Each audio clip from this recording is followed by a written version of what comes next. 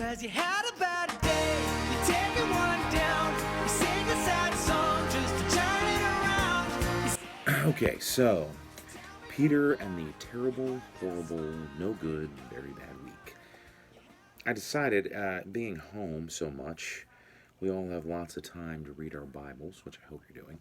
And I thought, you know what? I want to look at Peter and what happens to Peter in this week. Peter's a great example because Peter's you and me. Peter is the best example that we have of a human interacting with Jesus, with God. And so we're going to look at that. Now the week starts out great, right? It's Palm Sunday. And so that's a great day. Then comes Thursday.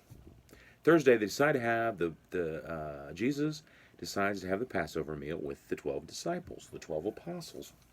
Most of this for the Last Supper, as it is called, the Passover meal. John goes into by far the most depth. And the first thing that happens here is, in John's account, is Jesus washing the disciples' feet. And so we'll just look at John 13, starting in verse 4. He laid aside his outer garments, and taking a towel, tied it around his waist. Then he poured water into a basin and began to wash the disciples' feet and wipe them with the towel that was wrapped around him. So I'm sure the disciples are all going, what's going on here? I can just see them looking at each other going, can you believe this is happening? What's going on? Verse 6. He came to Simon Peter, and who said to him, Lord, do wash my feet. Jesus answered him, what I'm doing you do not understand, but afterward you will understand. Peter said to him, you shall never wash my feet. Jesus answered him, if I do not wash you, you have no share with me. So, first Jesus washed, obviously, at least in this account, it doesn't seem like Peter was the first set of feet that he washed. He comes to Simon Peter, and Peter's like, no way, man. Jesus, you're not washing my feet. And Jesus says, well, then you have no part of me. I can't imagine that any of us would be like, yeah, Jesus, wash my feet. No, we would all be like Peter is saying, no way, Jesus, you're not washing my feet. Then Jesus tells Peter that he's going to deny that he's a follower of Jesus. And we'll look at that in Luke 22:31. They talking about who's the greatest. Right after who's the greatest, this comes up. And Jesus says, Simon, Simon, behold, Satan demanded to have you that he might sift you like wheat. But I have prayed for you that your faith may not fail. And when you have turned again, strengthen your brothers. Peter said to him, Lord, I am ready to go with you both to prison and to death. Jesus said, I tell you, Peter, the rooster will not crow this day until you deny 3 times that you know me. So, and in Matthew's gospel, it says the others say the same thing, that they would go with Jesus all the way to prison and death. And I just think there's, and this is a great, what I like about Luke is the only one that tells us that Satan wanted Peter.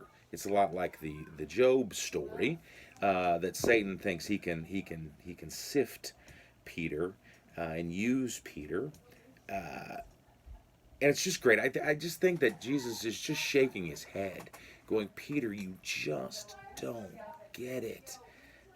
What we have with Peter is someone who loves Jesus so much and just continually gets everything wrong. So, Jesus, then, after the Lord's Supper, they go to Gethsemane, all of them, all 13 of them.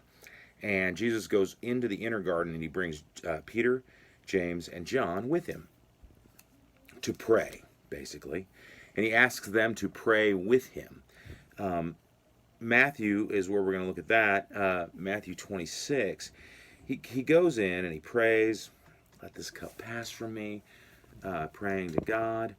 And after he does that, he comes back out and he says, and it says in verse 40, and he came to the disciples and found them sleeping. And he said to Peter, so could you not watch with me 1 hour? Watch and pray that you may not enter into temptation. The spirit indeed is willing, but the flesh is weak. So Peter and James and John have fallen asleep. It's late. It's in the middle of the night. And then verse 42 of Matthew 26. Again, for the second time, he went away and prayed, My Father, if this cannot pass until I drink it, your will be done. And again, he came out and found them sleeping, for their eyes were heavy. So leaving them again, he went away and prayed for the third time, saying the same words again. Then he came to the disciples and said to them, Sleep and take your rest later on. See, the hour is at hand. The Son of Man is betrayed into the hands of sinners. Rise, let us be going. See, my betrayer is at hand. So he's taken the three of them, and Peter being one of them, and they all fall asleep. Not Jesus, of course, he's praying. But they fall asleep, and they can't stay awake, even though it's like the most important time. We have to remember, if we put ourselves in Peter's shoes, everything that happens after all of this, they don't know anything about. We have the luxury of knowing what happens next. If Peter had known that Jesus was about to get arrested, I doubt that he would have fallen asleep. He would have been up and on his toes. And so Judas comes in and, kisses Jesus and points to him and says, This is the guy. And they come to arrest him. All these soldiers come to arrest him. We know that a couple of them have swords, Peter being one of them. And so after they get him, then John 18, verse 10, Then Simon Peter, having a sword, drew it and struck the high priest's servant and cut off his right ear. The servant's name was Malchus. So Jesus said to Peter, Put your sword into its sheath. Shall I not drink the cup that the Father has given to me? And again, here's Jesus just shaking his head going, Peter, you don't get it. This is all supposed to happen. This is what I want to happen. In Matthew it said, and so then they all run.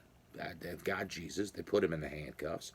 They're getting ready to put him in the back seat of the police car, and they all run. Not just Peter, all of them. Peter, John, James, the whole bunch, all 12, well, 11, because Judas is there, run and are afraid and run away. So they march Jesus to the high priest's house, and they have this sort of trial. It's not a real trial, but it's an accusation time. And we know that John is there. He's inside because somehow he knows the high priest or someone. He's inside there. And Peter is hiding out, sort of looking in from the outside, right? And of course they're scared. We know. So the two that are there, as far as we know, is Peter and John. It says they followed them along and end up at the trial. And so Peter's outside, and then we'll read all of this, and this is where the prediction comes true, that Peter does in fact deny Jesus 3 times. Luke 22, verse 54. Then they seized him and led him away, bringing him into the high priest's house, and Peter was following at a distance. And when they had kindled a fire in the middle of the courtyard and sat down together, Peter sat down among them. Then a servant girl, seeing him as he sat in the light and looking closely at him, said, This man also was with him, meaning Jesus. But he denied it, saying, Woman, I do not know him. And a little later someone else saw him and said, You also are one of them. But Peter said, Man, I am not.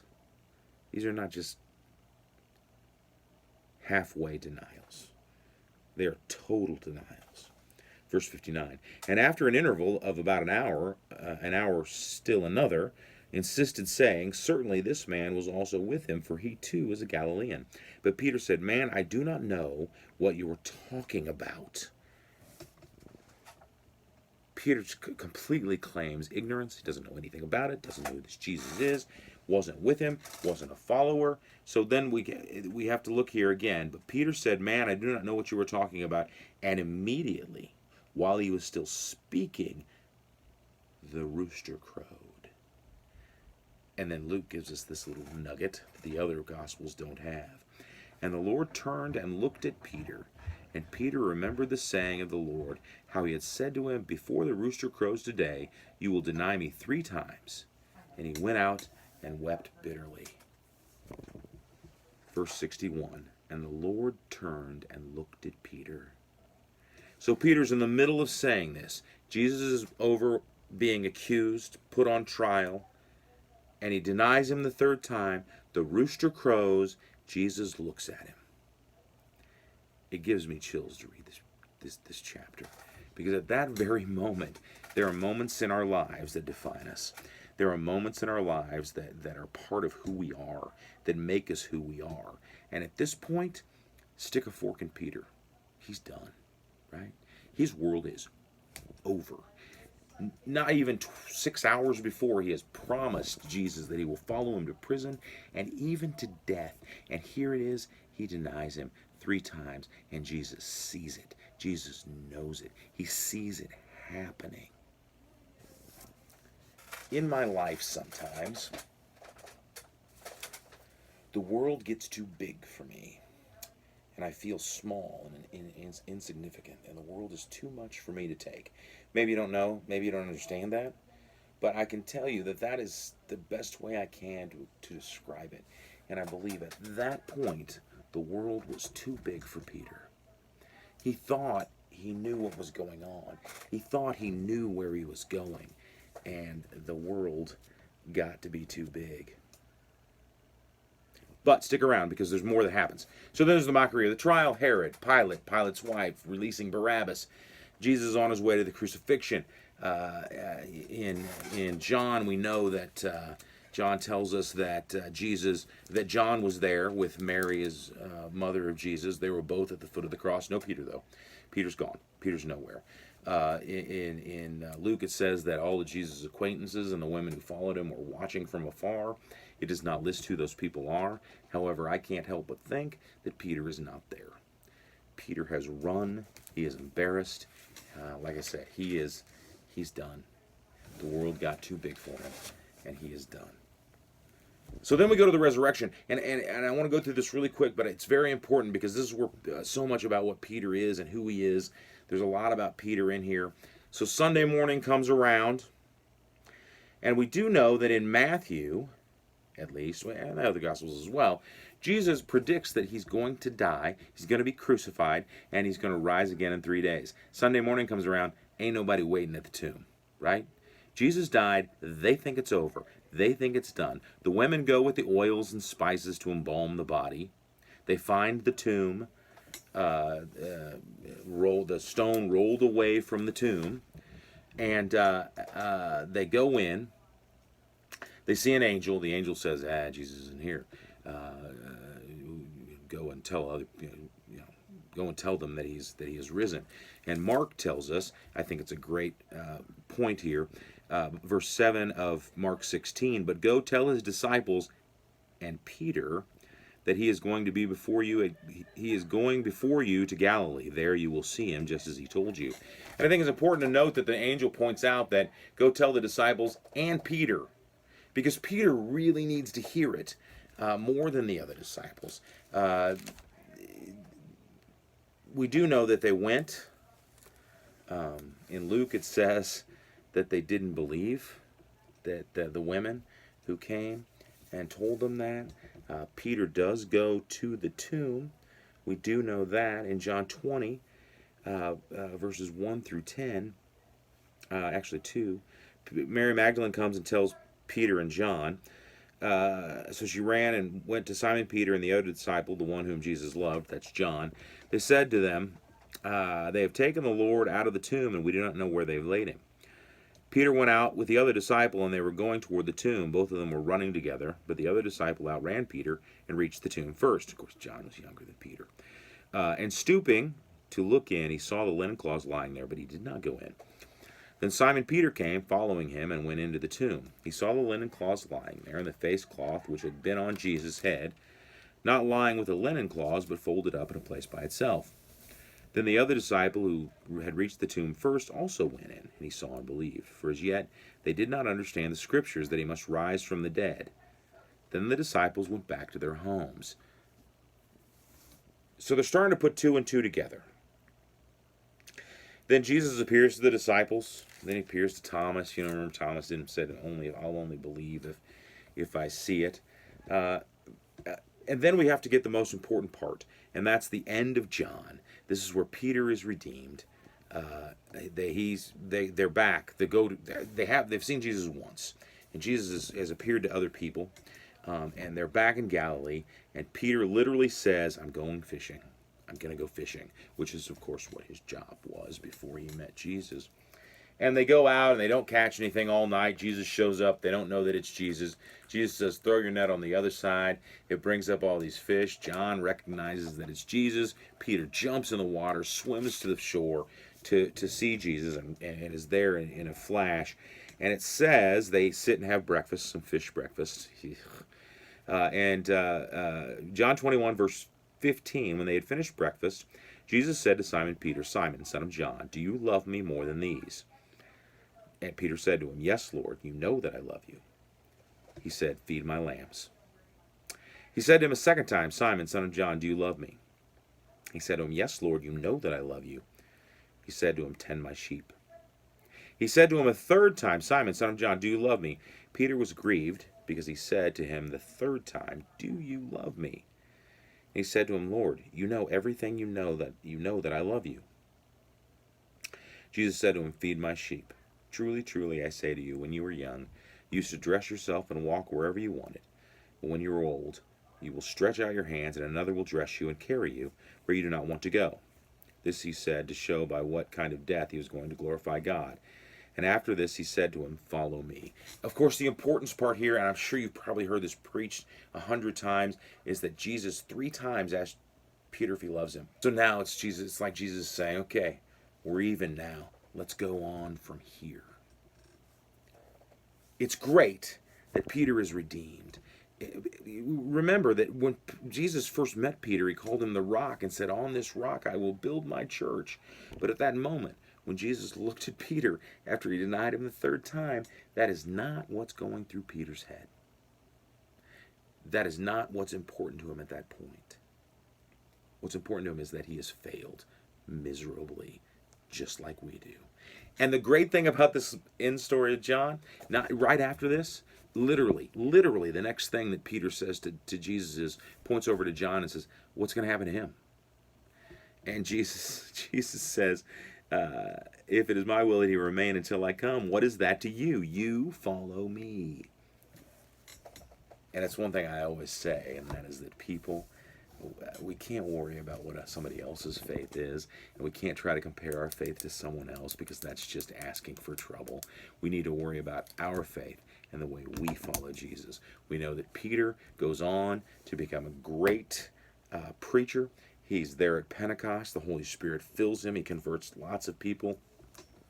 He still messes up because he gets the whole thing with the Gentiles wrong. And James, the brother of Jesus, and Paul have to straighten him out on that. Writes a couple of letters to Christians everywhere in the area, talking about suffering and Jesus coming back, for the second coming. So I guess what I'm saying is, Peter is the perfect example for us, because he is so human and he messes up all the time. And maybe you don't mess up all the time, but I certainly do. And so it's someone who, it makes me realize that Jesus has a plan for us. And no matter how much we mess it up, he's always got a plan for us. I think it's a great story. B.J. Thomas also has a song called "Raindrops Keep Falling on My Head," one of my favorite songs. It says, "Raindrops keep falling on my head, and just like the guy whose feet are too big for his bed, nothing seems to fit. Those raindrops are falling on my head. They keep falling." That's where Peter was. And maybe I'm wrong, but I bet that's where you have been too, at some point in your life. Maybe they're now. I can certainly say that I have been there. And so I hope that you have enjoyed this short look at Peter's life. the last week of Jesus' life and have taken some comfort in the hope that you will always have, the hope that Jesus is always there and will always be ready to redeem you.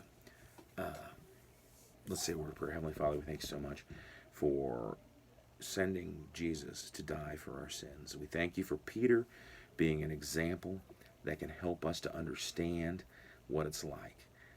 Help us to be like Peter so that no matter how many times we fail, we look to you. We know that you're there willing to redeem us. Again, thank you so much. We worship you. We set this time aside to just remember that the tomb is empty. In Jesus' name we pray. Amen.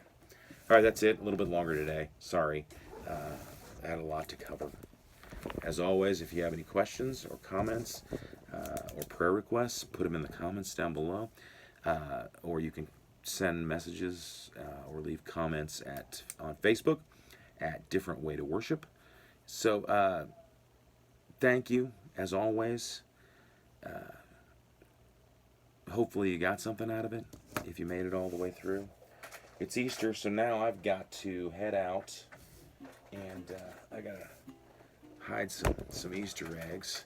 Got to put on the ears. I'm putting on the ears because my wife said putting on the ears would be funny. I don't know, you tell me, but anyway. I'll see you next week. Until then, keep it weird.